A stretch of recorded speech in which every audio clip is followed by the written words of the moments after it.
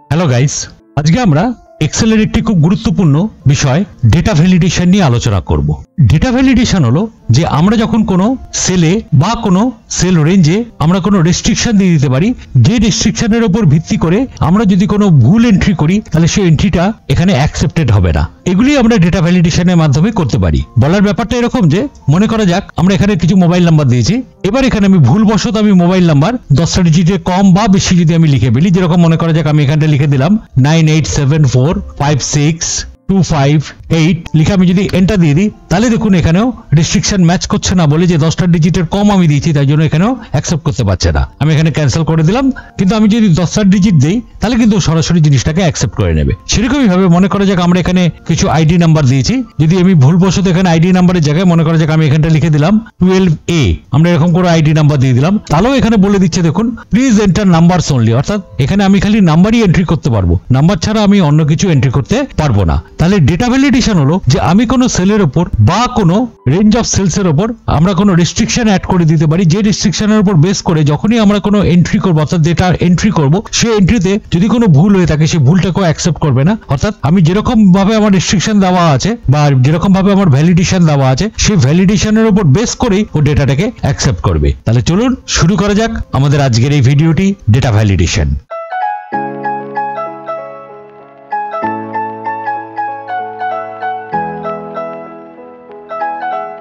যেরকম আমরা এখানে পাশের শিটটিতে চলে এলাম, এখানে অলরেডি আমি একটি ফরম্যাট তৈরি করে রেখে দিয়েছি।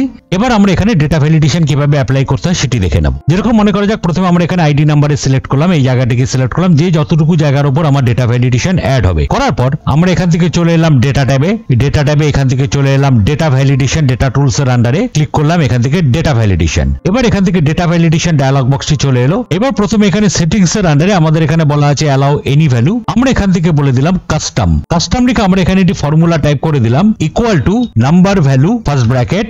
এবার নাম্বার ভ্যালু কতটুকু জায়গার উপর হবে আমরা এই রেঞ্জটিকে আরেকবার সিলেক্ট করে দিলাম, দিয়ে ফার্স্ট ব্র্যাকেট ক্লোজ, ওকে। তাহলে এবার দেখুন আমরা যদি এখান থেকে কোনো নাম্বার এন্ট্রি করি তাহলে তো নিয়ে নিচ্ছে, কোনো অসুবিধা নেই। বাট আমি যদি কোনো এখানে নাম্বার উইথ টেক্সট অ্যাড করি সঙ্গে সঙ্গে এখানেও একটা রেস্ট্রিকশন দিয়ে দিচ্ছে, কিন্তু এখানে যেটি দেখাচ্ছে যে রেস্ট্রিকশনটি অর্থাৎ যে মেসেজটি সেটা অটোমেটিক এখানটায় চলে আসে। আমি যদি আমার মতন মেসেজ দিতে চাই আমরা তাহলে সেটিও করতে পারি। যেরকম আমরা এখান থেকে আবার এই পুরো জায়গাটিকে সিলেক্ট করলাম, চলে এলাম ডেটা ট্যাবে, ডেটা ভ্যালিডেশন, আবার ডেটা ভ্যালিডেশন। এবার এখান থেকে আমরা চলে এলাম এরর অ্যালার্ট, এখান থেকে আমরা প্রথমে এখানটায় টাইটেল দিয়ে দিলাম, মনে করা যাক এখানটা লিখে দিলাম আইডি এরর, আর এখানে মেসেজটি লিখে দিলাম প্লিজ এন্টার নাম্বারস অনলি, লিখে যদি আমরা ওকে করে দিই। এইবার আমরা যদি এখানটায় কোনো নাম্বার টাইপ করলাম তাহলে তো কোনো অসুবিধাই নেই। বাট আমি যদি আগের মতন এরকম কোনো টেক্সট টাইপ করি তাহলে এখানে দেখুন উপরে হেডিংটা দেখাচ্ছে আইডি এরর, আর এখানে আমি যে মেসেজটি দিয়েছি সেই মেসেজটি শো করে দিচ্ছে। বাট আমি যদি এখানে আবার যদি এখন নাম্বার টাইপ করি তাহলে দেখুন অটোমেটিক নিয়ে নিচ্ছে। বাট এখানে চলে এলাম নেম, নেমের ক্ষেত্রে আমাদের এখানে কিছু নাম টাইপ করে নিতে হবে। এবার আমরা চলে আসলাম এখানে এজের ক্ষেত্রে। এবার এজের ক্ষেত্রে মনে করা যাক আমরা যদি কোনো কোম্পানির কাজ করি এটা, তাহলে কোম্পানির ক্ষেত্রে মনে করা যাক আমাদের বলা হলো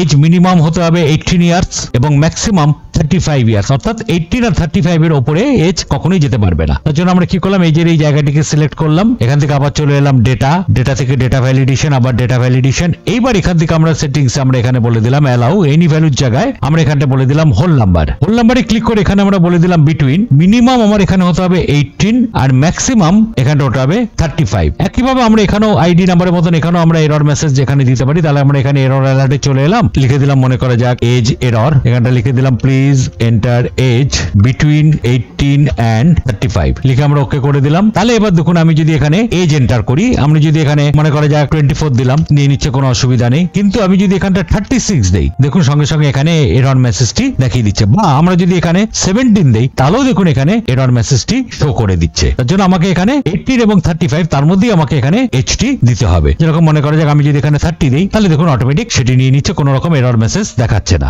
এবার আমরা চলে আসি ডেট অফ বার্থের ক্ষেত্রে। ডেট অফ বার্থের ক্ষেত্রে আমরা এরকম ভাবে রেস্ট্রিকশন মেসেজ দিতে পারি বা রেস্ট্রিকশন ভ্যালিডেশন দিয়ে দিতে পারি। তার জন্য আমাকে কি করতে হবে, প্রথমে এখানে ডেট অফ বার্থ এই জায়গাটিকে সিলেক্ট করলাম। এবার আমাদের এখানে বলা ছিল যে এজ হতে হবে মিনিমাম 18 আর ম্যাক্সিমাম 35, তার মধ্যেই রাখতে হবে 18 to 35 এর মধ্যে। তাহলে আমার ডেট অফ বার্থ এখানে হিসাব করলে যদি আমার 18 হয় তাহলে আমরা সবচেয়ে কম এখানে দিতে পারি যে আমার হতে হবে সেটা 2006 এর মধ্যে, আর ওদিকে হতে হবে আপনার যদি 18 হয় তাহলে হতে হবে 1989 এর মধ্যে। তাহলে সেই অনুযায়ী আমরা এখানে ডেট অফ বার্থ ইউজ করতে পারি। তাহলে এখানে ডেট অফ বার্থটাকে সিলেক্ট করলাম, করলাম, ডেটাতে চলে এলাম, ডেটা ভ্যালিডেশন। এবার এখান থেকে সেটিংস এসে অ্যালাউতে এসে আমরা এখানটা করে দিলাম ডেট। এবার বিটুইন আমরা এখানে স্টার্ট ডেট লিখে দিলাম 01/01/1989 আর এখানে এন্ড ডেট লিখে দিলাম 01/01/2006। এবার আমরা যদি এখানে মেসেজ দিতে চাই সেরকম আমরা মেসেজ এখানেও আমরা টাইপ করতে পারি। আমি আর এখানে সময়টা নষ্ট করলাম না, আপনারা বুঝেই গেছেন কিভাবে মেসেজ টাইপ করতে হবে। আমরা জাস্ট এখানে ওকেতে ক্লিক করে দিলাম। এবার যদি আমি এখানে কোনো ডেট অফ বার্থ লিখি, মনে করা যাক লিখলাম 05/07/1990,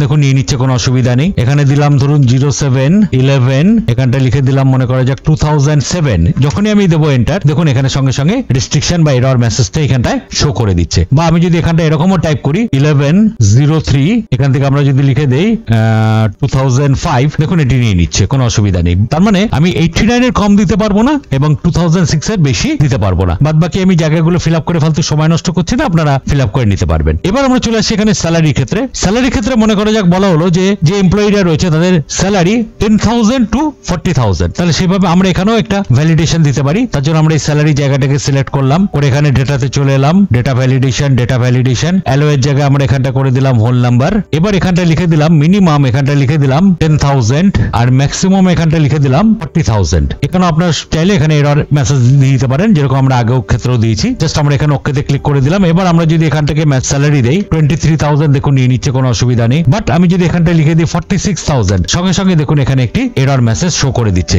বা আমি যদি এখান থেকে লিখি 9,000, তাহলেও দেখুন এখানে এরর মেসেজ শো করে দিচ্ছে। এবার চলে আসি আমরা মোবাইল নাম্বারের ক্ষেত্রে। মোবাইল নাম্বারের ক্ষেত্রে আমরা সবাই জানি মোবাইল নাম্বার 10 ডিজিটের বেশি হয় না, 10 ডিজিটই হয়, 10 ডিজিটের কমও হয় না বা 10 ডিজিটের বেশিও হয় না। সেক্ষেত্রে আমরা কি করলাম, এখান থেকে পুরো মোবাইল নাম্বার জায়গাটাকে সিলেক্ট করলাম, করে এখান থেকে চলে আসলাম ডেটা ভ্যালিডেশন, আবার চলে এলাম ডেটা ভ্যালিডেশন। এবার অ্যালোয়ের জায়গায় আমরা এখানটায় বলে দিলাম টেক্সট লেন্থ আমরা মিনিমাম বলে দিলাম 10, ম্যাক্সিমামও বলে দিলাম এখানে 10। একই পন্থা আমরা এখানে আমরা আগে যেরকম করেছি সেরকম আপনার এখানে আবার এরর মেসেজও এখানে এরর অ্যালার্টে করে দিতে পারেন। আমরা জাস্ট এখানে ওকে করে দিলাম। এইবার যদি আমি এখানে মোবাইল নাম্বার টাইপ করি কোনো, লিখে আমি এন্টার দিলাম, দেখুন নিয়ে নিচ্ছে, কোনো অসুবিধা নেই। যখনই আমি একটা ডিজিট বেশি দিয়ে দিচ্ছি সঙ্গে সঙ্গে দেখুন এখানে এরর মেসেজ দিয়ে দিচ্ছে। তার মানে আমি যদি একটা ডিজিট কম বেশি দিই তাহলেও এরর মেসেজ দেখাবে, আবার একটা ডিজিট কম দিই তাহলেও এরর মেসেজ শো করে দেবে। তাহলে এই ছিল ডেটা ভ্যালিডেশন। অর্থাৎ ডেটা ভ্যালিডেশন মানে হলো আমি কোনো সেল বা সেল রেঞ্জের উপর আমরা কোনো ভ্যালিডেশন রুল দিয়ে দিতে পারি, যেটার মাধ্যম দিয়ে ও সেই রুলের যদি বাইরে চলে যায় তাহলে ও সেটাকে রিজেক্ট করে দেবে, আর রুলের মধ্যে যদি থাকে তাহলে ও সেটাকে অ্যাকসেপ্ট করে নেবে। তাহলে বুঝতে পারলেন ডেটা ভ্যালিডেশন কিভাবে কাজ করা যায়। ডেটা ভ্যালিডেশনের মাধ্যম দিয়ে আমরা ড্রপ ডাউন লিস্ট বানাতে পারি,